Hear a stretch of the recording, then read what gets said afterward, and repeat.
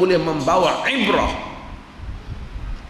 yang boleh membawa durus wa ibar, yang boleh membawa pengajaran kepada manusia.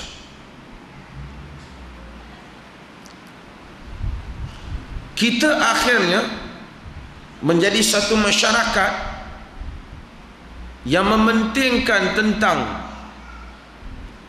tarikh, hari bulan, tapi tidak mementingkan isi kandungan. Maka penting benarlah bagi kita tarikh hari maulid Nabi itu, untuk kita tahu kerana nak buat kenduri bila, tahun ini nak sembelih berapa ekor setengah masjid tu di negeri.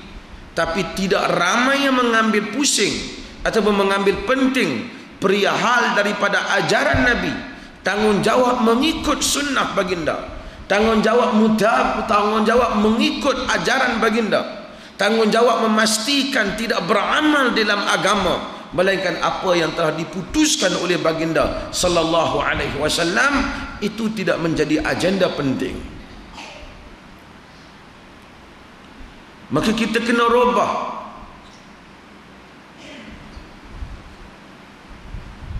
Kerana orang Islam akhirnya dia mementingkan perkara yang kecil. Pagi tadi saya bercakap untuk pelajar-pelajar Ireland dan Kanada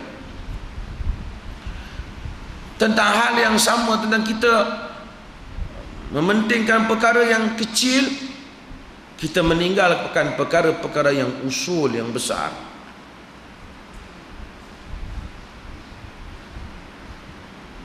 Dulu lalu kita sebut, orang Melayu pentingkan kalau sekiranya dia korban, pastikan daging korban tu orang bukan Muslim tak makan. Kalau makan, batal korban. Tapi orang Melayu tidak, orang Islam tak penting. Dia hilang benda yang lebih besar daripada 2-3 keping daging itu. Permit teksi ke, tanah ke, itu tak apa pula dia bagi. Kalau orang jawab salam, waalaikumsalam, oh dia kata you jangan main-main, you bukan Muslim. Tapi kalau bukan Muslim tu mencarut ke, cakap merapu ke, tak pula kita tegur. Kita meninggalkan usul agama. Kita mengambil perkara-perkara cabang yang tidak boleh memberikan kekuatan pada agama.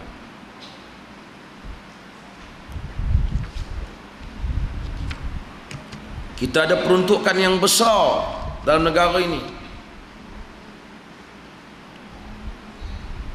untuk semua kegiatan Islam, jakimnya, yadimnya, macam-macam lagi.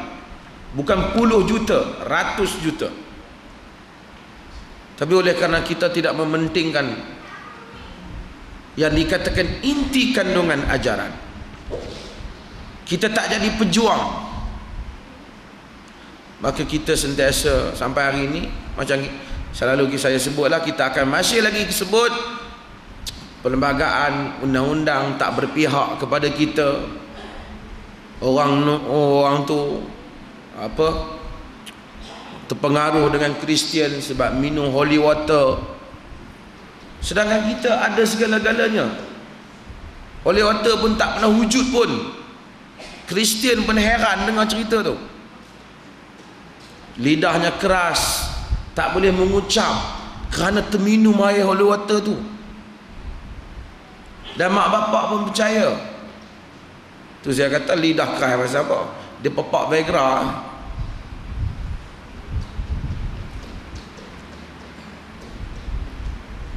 Dan orang Melayu kalau anak dia tak boleh masuk Kristian, anak saya ni okey tapi dia dah terminum tu air tu. Macam mana mungkin orang boleh masuk Kristian dan sentiasa masih lagi duduk di pejabat mufti sampai 2-3 hari lepas masih lagi datang fake masuk, jemput mufti boleh pergi jadi panel untuk forum tentang murtad, apa lagi ni seminar tentang murtad, ini macam nak tak hari orang murtad. Tu saya kata kalau kita bila tengok musim sekarang ni kerana dekat dengan pilihan raya, kita akan tengok bagaimana pilihan raya ni orang akan sebut orang tu keluar parti, orang tu masuk parti ni, keluar parti ni. Ini isu yang akan digembar-gemburkan oleh berbagai-bagai akhbar. Semua parti akan menceritakan bagaimana parti lawannya keluar daripada ahli partinya dan masuk parti yang lain, disebabkan itu adalah kerana strategi di dalam pilihan raya, melemahkan jentera parti dan melemahkan pengundi. Demikianlah orang buat pada orang Islam di Malaysia ni. Dia gembar-gemburkan tentang angka murtad supaya menceritakan orang Islam keluar daripada Islam bertalu-talu, melemahkan orang yang nak berdakwah dan melemahkanlah juga orang yang nak masuk ke dalam Islam.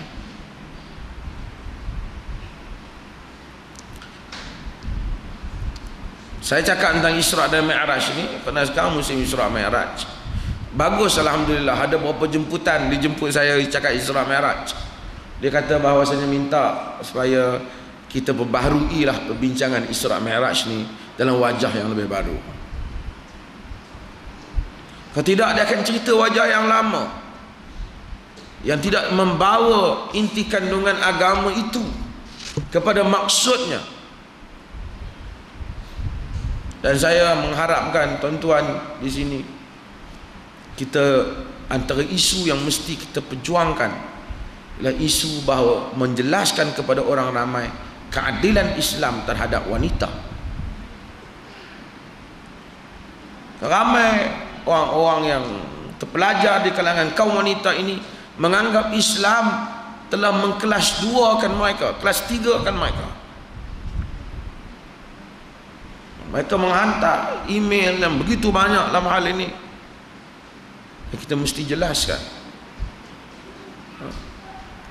Hadirin dan hadirat sekalian, pada malam Isra Nabi dibawa kepada baginda biqadahain min khamrin wal laban, dengan 2 bekas daripada khamar dan laban. Khamar maksudnya arak. Apa sahaja yang memabukkan maka dia adalah khamar. Dan tak penting dia dibuat daripada apa. Sebagian mazhab begitu sempit. Dia kata yang dikatakan khamar itu yang dibuat daripada inab, daripada anggur dan tamar saja. Hak lain kalau mabuk bukan daripada tu tak apa. Ini tak mungkin. Apa saja yang memabukkan dia adalah khamar. Pada malam Isra dan Mi'raj dibawa khamar dan laban kepada baginda. Laban, kalau tuan-tuan pergi negeri Arab sekarang, dia akan kata bila minta laban dia akan bagi yogurt. Tapi laban yang dimaksudkan dalam hadis ini adalah susu. Mungkin zaman masa berubah, penggunaan juga berubah.